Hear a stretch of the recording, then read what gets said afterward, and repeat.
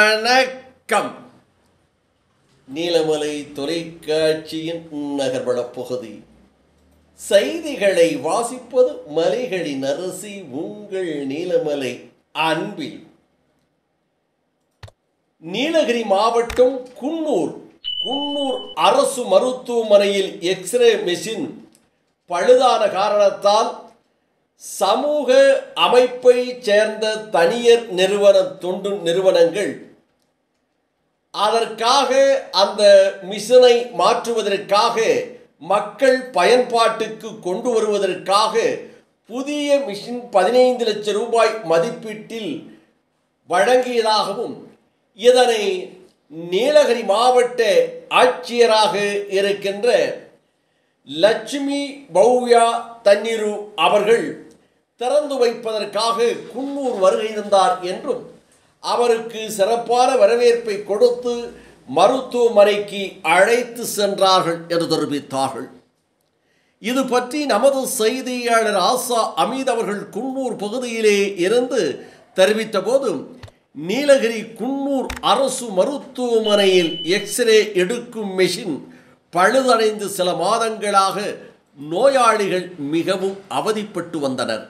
இந்த நிலையில் தனியார் தொண்டு நிறுவனம் சார்பில் 15 லட்சம் மதிப்பீட்டில் புதிய எக்ஸ்ரே கருவியை வாங்கி அரசு மருத்துவமனைக்கு வழங்கியது என்றும் இதனை மாவட்ட ஆட்சியர் லட்சுமி பவ்யா தண்ணீர் குத்துவிளக்கு ஏற்றி துவக்கி வைத்தார்.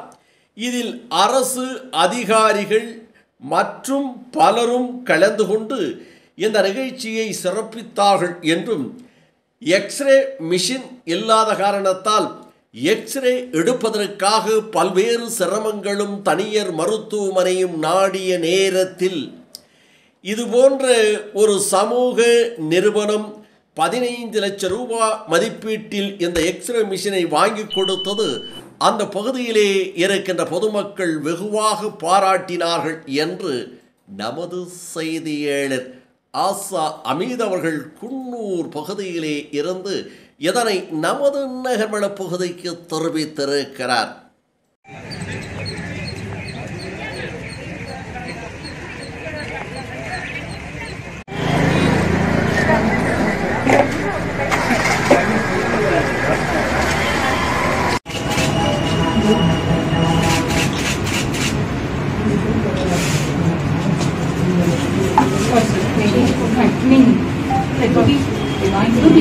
I did that. You can do it again.